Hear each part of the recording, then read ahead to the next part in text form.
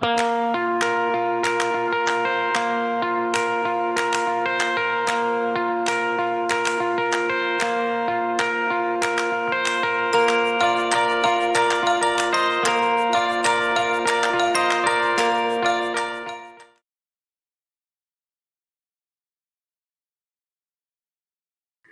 hi everybody, welcome to our session tonight. My name is Sarah Clark. I am one of the MIEE Fellows here in Scotland, and we're doing this session tonight with Tablet Academy for anybody who is wanting to find out a little bit more about the MIEE Expert programme that Microsoft run for their teachers and educators, and also to give you an opportunity to take you through the process, let you see what happens during the process of your self-nomination.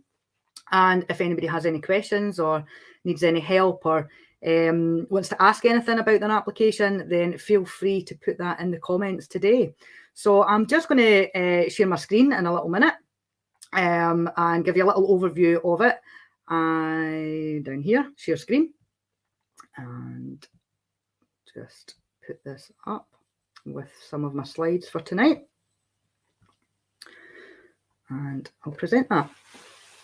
So as I said, I'm the lead fellow here up in Scotland, and if you are using Twitter and use social media, you will find me on Twitter at SFM36. Now, throughout the session tonight, Tablet Academy, Niall's there in the background. He's going to be putting up some links for you, so you can go on there and have a little look at any of the links that we put up tonight, which might be helpful for you with your application. So we'll get started.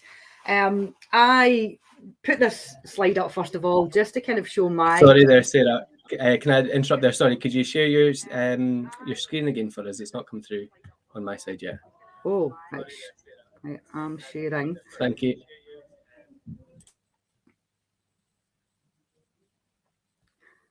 Can you see that now? Perfect, yes. Thank you very much. We'll go first then. We'll go again. So at SFM36, there we go. I'm down here if you're looking for me on Twitter. But this slide I've put up before at events that I've done to talk a little bit about, you know, what the MIEE Expert community is about and the benefits of joining. And I joined the educator community back in 2014. So I'm back in kind of 7 years ago, I joined about it, and I heard about it on Twitter.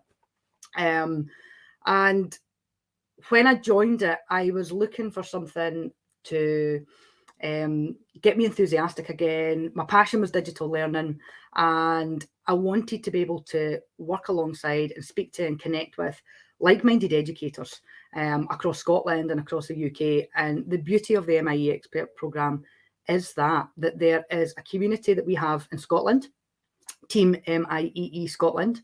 We meet up regularly. There's about 200 people within that, and that ranges from primary school teachers, high school, colleges, universities. There are education trainers in there. There's digital officers in there. There's head teachers. There's so many. It's such a wide variety of people. But as well as having that community in Scotland, it also opened up doors to a community in the UK. And down this bottom left, these are a couple of people that I've met during my time being an MIEE expert. And these guys, I connect with them all the time through social media. We support each other, ask for help. The community comes back to you with help. And it's given me the opportunity to go out and share my passion for digital learning with so many other teachers. I've done stuff within my school. I've done stuff within my local authority. I was really lucky the last couple of years. I've been down in London for BET, which is a big educational technology event that occurs. Invited along to events that Microsoft do to be a participant, to be a presenter. And I've kind of, when I started off, I really was just working with teachers in my school and within my department. And that kind of got me on the training ladder as well. So becoming an MIEE expert, I then went on and became an MIEE trainer. And then I started doing bigger events and I became a master trainer. And 2 years ago, I became MIEE fellow, which I am still MIEE fellow, along with Rosalind Lee and Amanda Pickard and Bill Crawford. So we've got a wide variety of us now helping the community up here. it was at a time when I actually was really struggling in education. I didn't know what I wanted to do for my time. I didn't know where I wanted to be. And the community became my professional learning network, and it is the best network ever. The people are like-minded, and if you've got any questions or you need any support, there's always somebody to ask. And within the community, there's never ever a question that's a silly question. It can be something really simple that you're looking for the answer to, and I guarantee somebody will know the answer to it. So when I started on this journey, I never thought that 7 years later I would still be here, sharing what I do with people, and really building on that, and looking for where I go next, and who I can help and who I can support. Which then brings me to this session tonight with Tablet Academy. So in terms of what an MIEE expert is, a lot of people say, well, you know, I'm no expert. I am no expert in digital learning. I have a passion for it. I have it in my classroom. I support other teachers within my school. And that really is what an MIEE expert is. It is somebody that is using Microsoft tools within their classroom and linking that in with other technologies that they do, that they are wanting to share that and supporting other people within their school, or wider. It could be that you're just working with a small department. That's fine. That's what being an MIEE expert is about. It's about sharing. So in terms of where you start off, anybody that's wanting to be an MIEE expert is probably familiar with the Microsoft Educator Centre, or MEC for short, this one up here.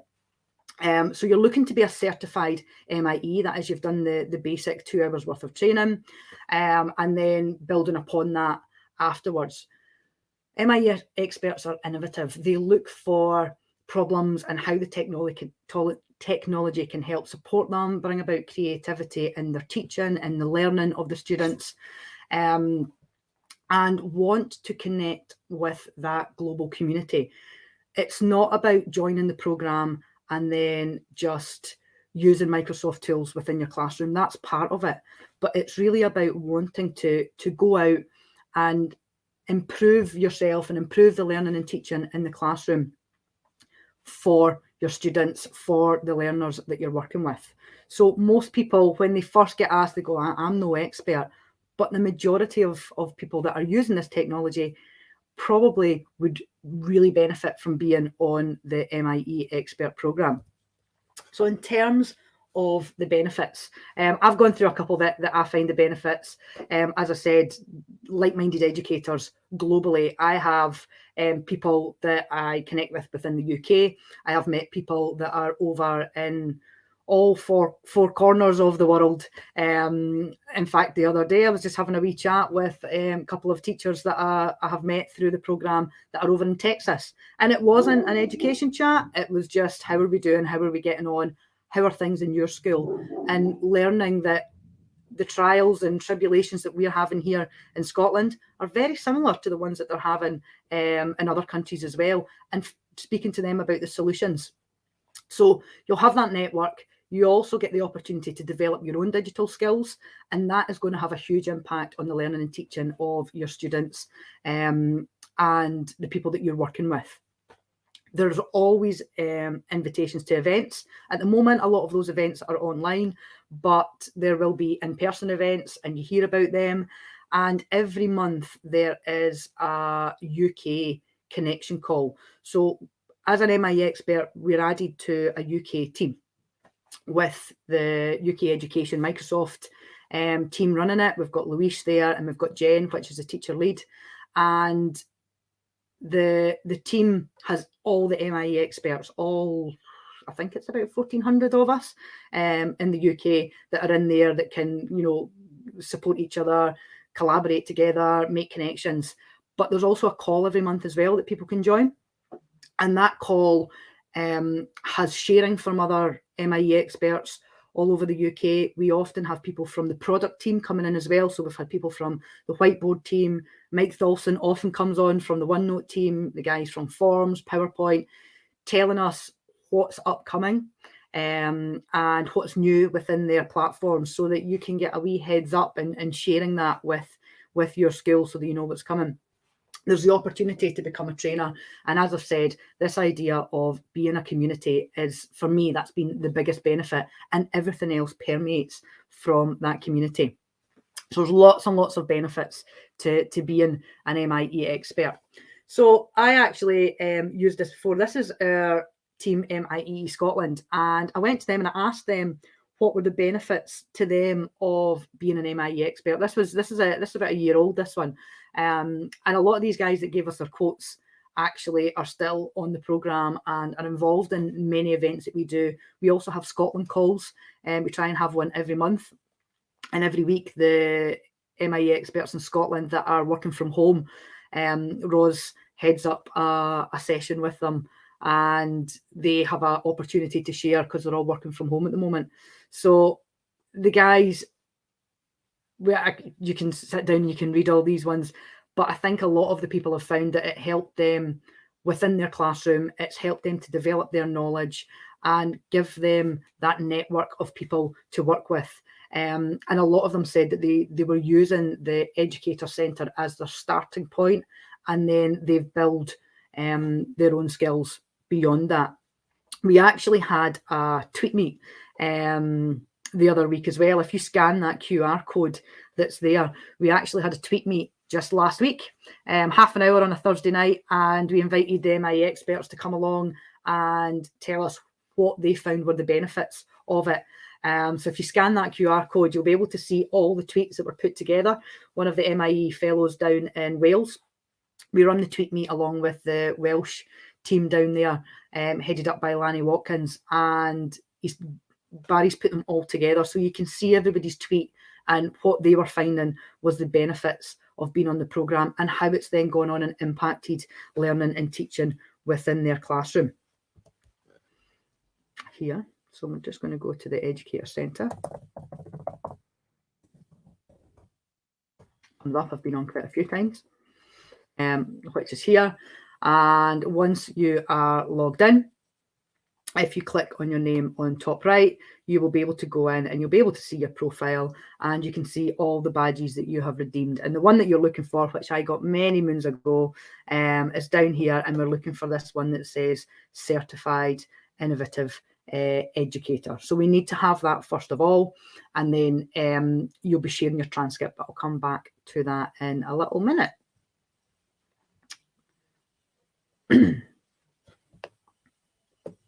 Oh, back to where we were. When it comes to the application, there's two phases. The first phase is letting Microsoft know about you. It is not about marketing purposes or them getting information and then bombarding you with emails.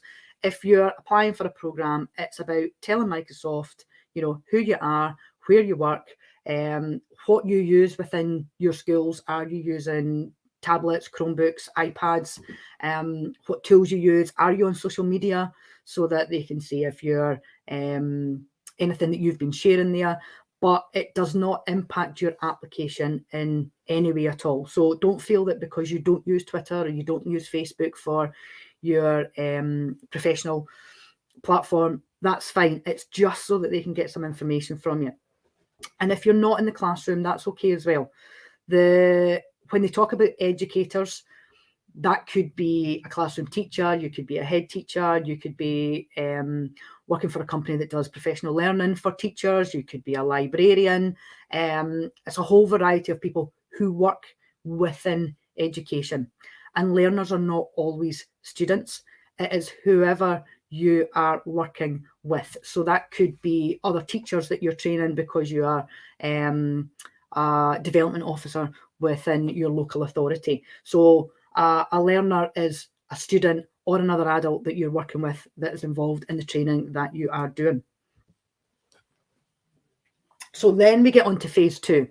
And phase two is then split up into two parts. So phase one is all about telling them about you and what you're using. Phase two goes on and is split up into two parts. We said the first part is called a machine scored session, and we're going to have a little look at some of the questions. Because it's machine scored, they're looking for you to have a pass rate of about 70%. They ask questions about what it is that you're using, how often do you use tools like Teams, OneNote, Forms, Sway, and if you pass and get 70% on that, I ask you some other questions as well about using those tools. Then what happens is the rest of it, which is part 2, is going to be looked at by the UK education team. So what I would recommend is, excuse me, don't wait until December the 15th to put in your part 1. If you do that earlier, then what can happen is you'll get something back to say that you've passed it, and phase 2 will then, part 2 will then be looked at. And this is where you'll be putting your Microsoft Educator Centre transcript in as well. So if I just escape from this, we will go and we will have a little look at it. Find the website. So if we go down here, it says step 3, you are ready to nominate. So this is the nomination link here. And if you click on that, it will take you to this page where you're asked to register. If you've nominated before, you might already be on it, but you're asked to register on that, and that's where you'll do your self-nomination.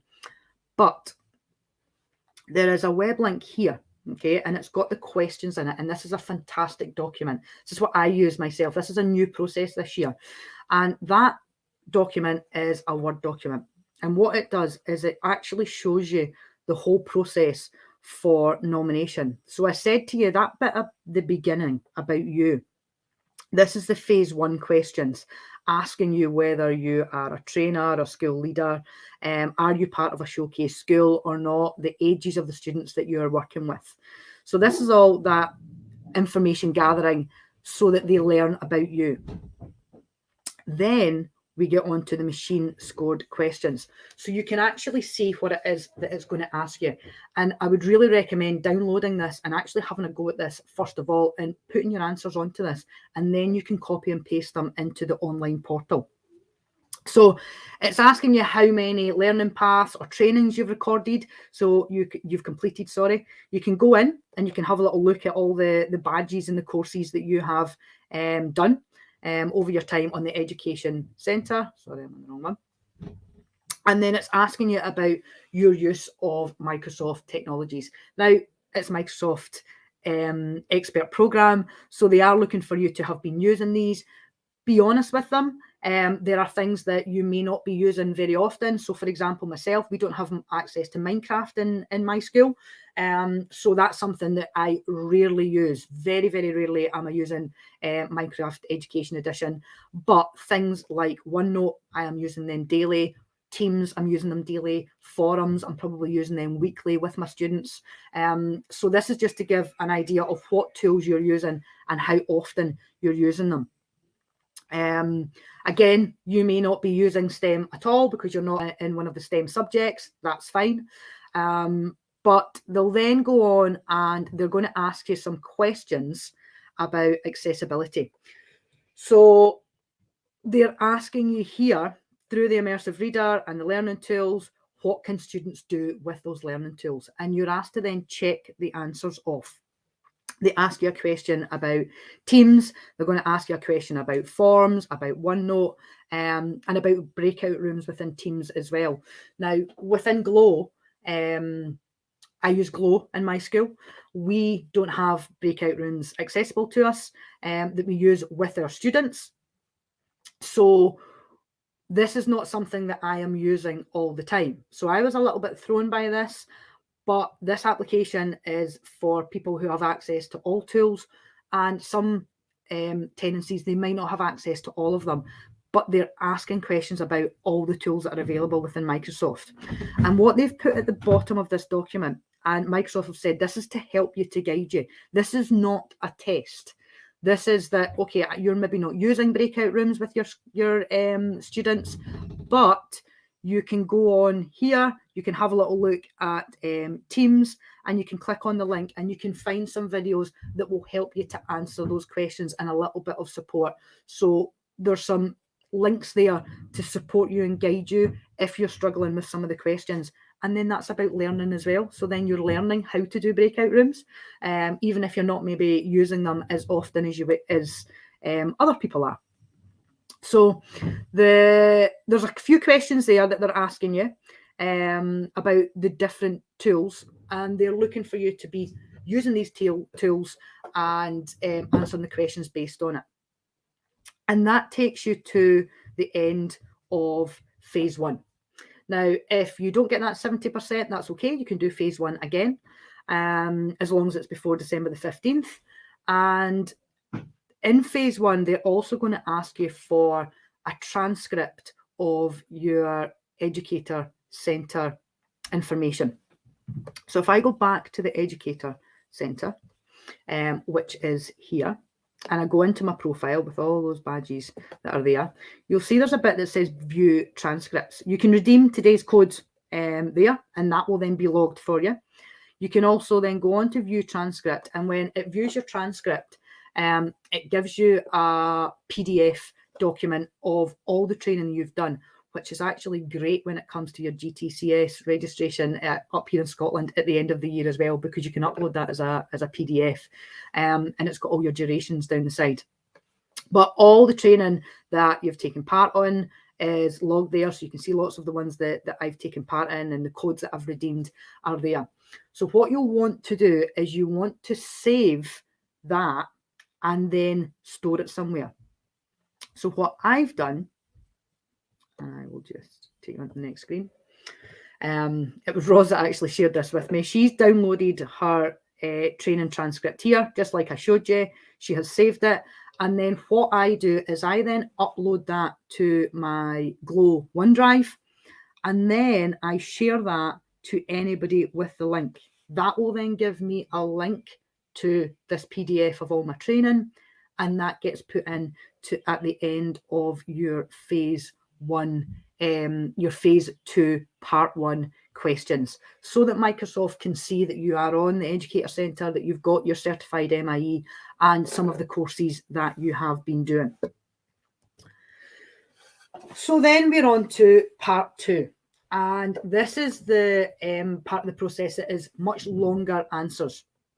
Again, you can see in that Word document, I'm going to flick in and out here, the Word document that's here, you will see the long answer questions. Now, what I would recommend you do is actually, in a Word document, type these out first, spend some time preparing them.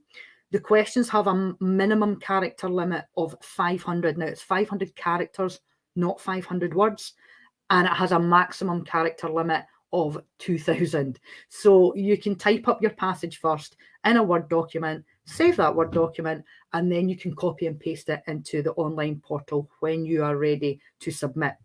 You can do it in stages, so you can save it as you go along, but we'll take you through the questions that are asked. So the first one that's asking you is how you are using Microsoft tools to increase accessibility for all your learners. What are you using, and how does it support your learners? So we're talking here about tools like Immersive Reader, Read Aloud that's within Immersive Reader. Are you using the coloured backgrounds within Immersive Reader? But also potentially things like Dictate. Do you have students that struggle to type or write, and are they using Dictate because it's easier for them to get their ideas down? That might be something that you're talking about.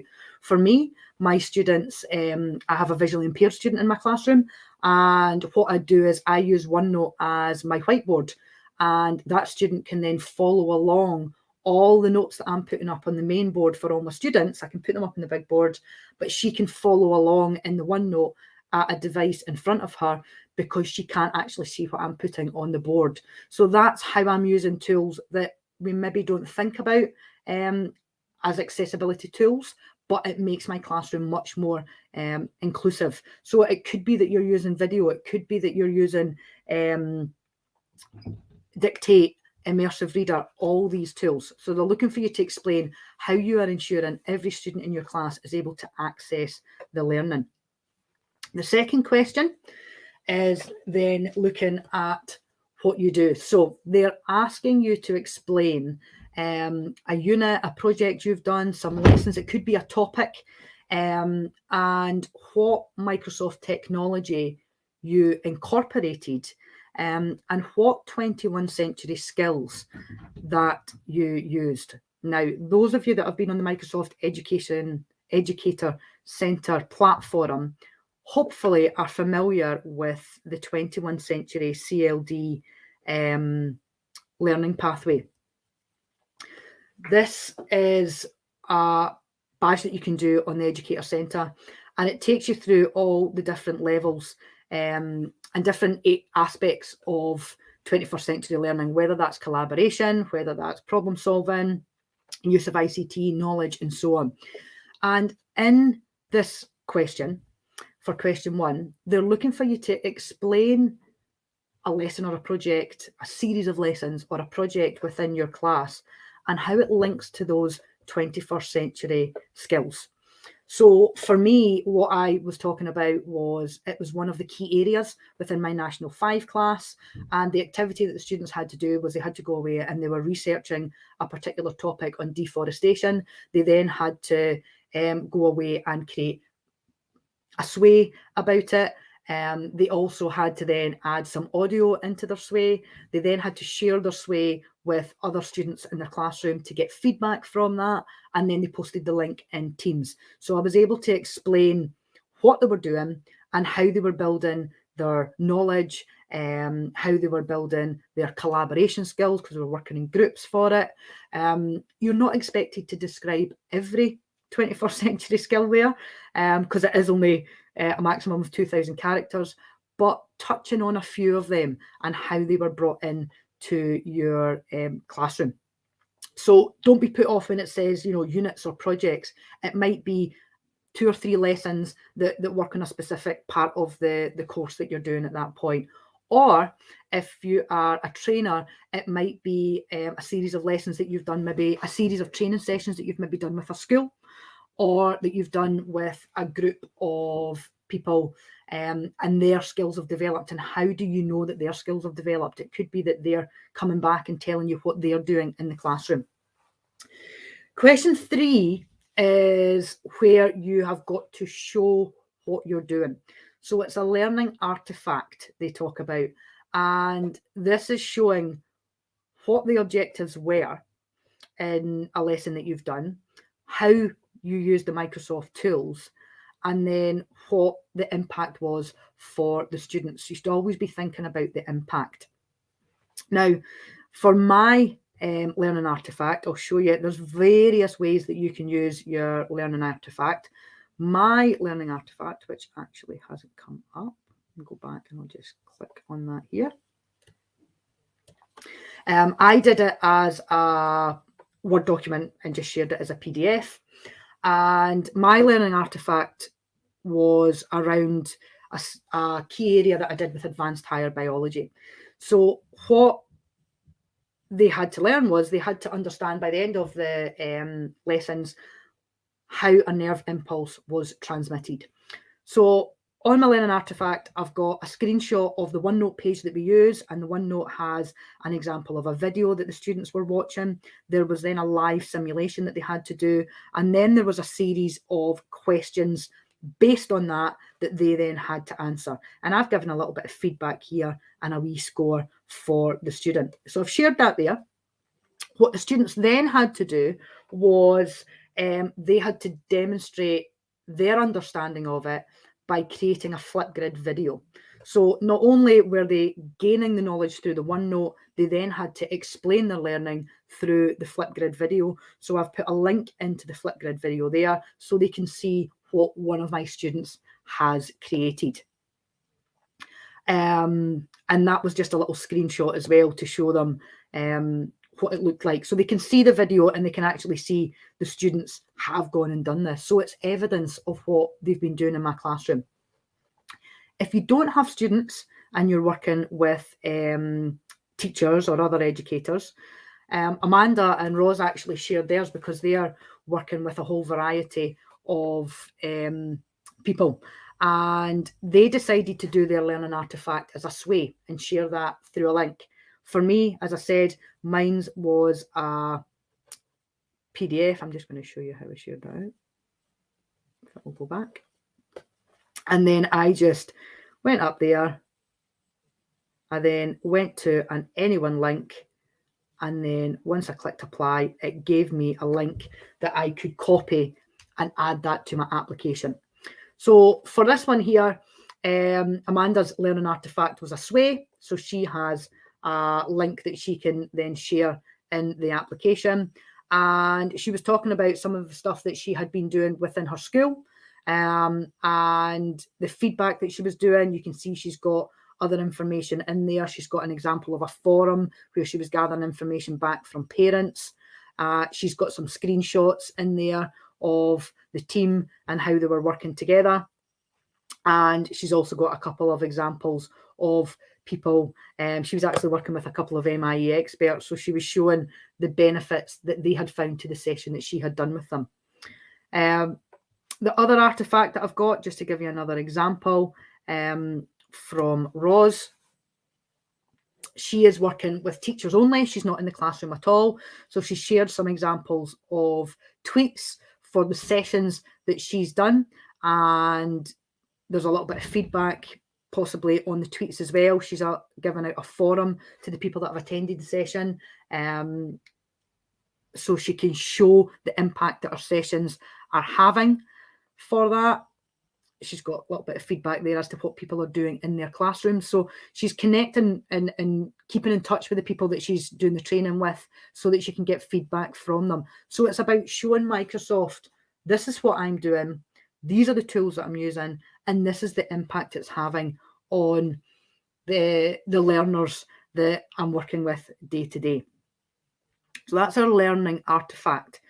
Your learning artifact can be linked to your series of lessons, but it doesn't have to be. So I talked about one activity in question 2, one series of lessons, and then the learning artifact was something entirely different from the course.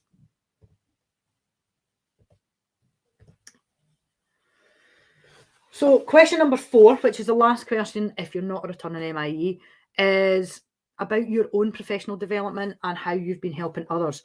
So they're looking for you to give 2 examples of what you have been doing, what courses, what training you've taken part in. Now that could be on the Educator Centre, it could be a webinar that you've attended, it could be an in-person session that you joined, it could be this one, for example, and talking about how it's then supported your learning and what you got out of the session.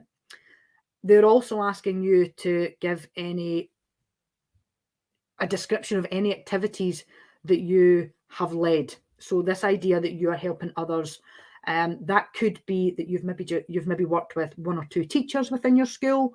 You've maybe worked with your whole department and been supporting your department, or you could have been working with hundreds of people in your local authority or across Scotland. So 2 examples of your CLPL and how that's impacted you and benefited you, and also any activities that you've done that you've supported other people and how that has benefited them in their learning and teaching, potentially across your school or in their school. So that's question 4. The nomination portal, as I said, what I would recommend is go onto it and download that Word document that we've just looked at in today's session, and please check out those help links at the bottom if you need any help with it. You can then complete the Word document, copy and paste it into the portal, but you can save it and come back to it. When I did it, I did phase 1. You can't submit it till everything's done. But I then went in and I did question 1. And then I did question 4. And then I did question 3. And then I put my artifact in last because that was the one that took me the longest time. It's actually a very good self-reflection process. It really made me look at what I was doing this year and the impact it was having and the impact I was having on other teachers as well. So it is a really good way of reflecting on everything that you've done, because you'd be amazed at how much you actually have done. If you're on social media, I would say go back and have a look at your social media. I share lots on Twitter as a reminder to myself as to what I'm doing, because I can always go back and have a look for OneNote or Flipgrid or team stuff that I'm doing, and I've always got pictures on there, and I can screenshot them and use them and remind me, particularly for my process that's going to be starting in May next year. I know one of the other MIEE experts, he has a blog. Malcolm Wilson has a blog. If you haven't checked it out, look for Malcolm Wilson on Twitter. His blog is fantastic for learning, and he says he uses his blog again as a way of logging everything that he's doing and then sharing that out with other people. So download that Word document and go through those questions, and then you can save them. And once you've done them all, you can click submit. But as I said, I wouldn't wait until the 15th for that, because that machine learning bit, you need to get 70% for it. And those questions 1, 2, 3, and 4 are the questions that are going to be looked at by the UK education team. Louise, who is the MIEE Expert Community Manager, and Jen, who is our teacher lead, they are going to be sitting down and looking at everybody's applications for this process throughout the year. So a couple of top tips. Remember, it's not a test. It's about reflecting on your successes over the year. Make sure you take your time with those questions. And things like your artifact and your MEC profile, please make sure they are being shared publicly. Those links that you generate, put them into a private browser. And if you put them into a private browser, you can check that anybody can access that without the need for logging in.